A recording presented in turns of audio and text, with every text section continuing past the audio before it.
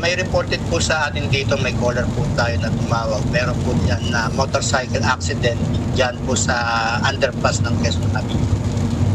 Okay po, papunta po ba ng Quezon City Circle or palayo po? Papunta nga circle. Okay po, responding po kami ngayon. Kasalukuyang on-duty roving ang UNTV News and Rescue nang makatanggap ng tawag tungkol sa isang aksidente sa may underpass ng Quezon Avenue, Quezon City, bandang 1:00 na madaling araw kanina, December 3. 2 motorsiklo at isang SUV ang nagkarambola, 3 ang sugatan. Nadatnan ng rescue team ang Quezon City DRRMO na binibigyan ng paunang lunas ang isang lalaki na angkas sa isang motorsiklo. Habang ang UNTV News and Rescue team na ang nag-assess at nagbigay ng first aid sa 2 motorcycle rider na nagtamo din ng injury. Sir, wala namang masakit sa'yo, sir. Hindi ka naman nahirapan huminga. Hindi naman tumama yung ulo mo. Hindi naman.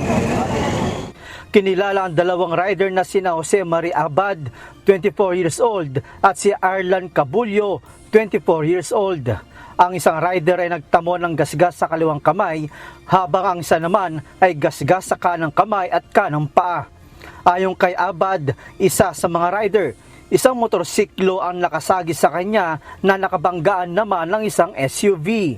Matapos malapatan ng paunang lunas ng team ang 2 biktima, tumanggi na sila magpadala pa sa ospital. Go ahead for Medensi TV.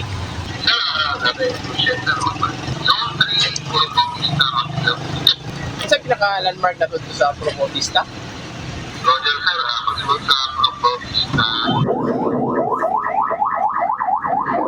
Isang tawag naman ang natanggap ng UNTV News and Rescue hinggil sa isang lalaki na gustong magpadala sa ospital mula sa barangay Mankilam, Tagum City, mag-alas 12 na madaling araw, December 2. Nasa bahay ang lalaking ito na iniinda ang pananakit ng kanyang balakang at kaliwang tuhod. Ano sa na nahitabo?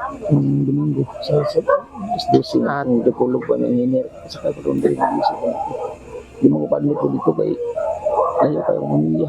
So gikan dito sa pagka-discussion nimo, diretso na kasi yung balay. So wala ka na Kahit ako ano ito sa dressing. sige. So padala ka ospital. Asa man tama ng pinakasakit sa imo ha? Dil ato dire. Buk fracture. Pero malihok naman siya. Hindi malihok lang. Kaagad inassess ng rescue team ang pasyente at binigyan ng paunang lunas. Habang nasa biyahe, papunta sa ospital, sinuri din ang kanyang vital signs. Kinilala ito na si Julito Montejo Bangil, 36 years old.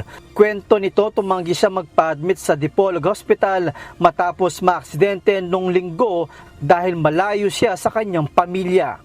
Matapos malapatan ng pangunang lunas ay dinala ito sa Davao Regional Medical Center.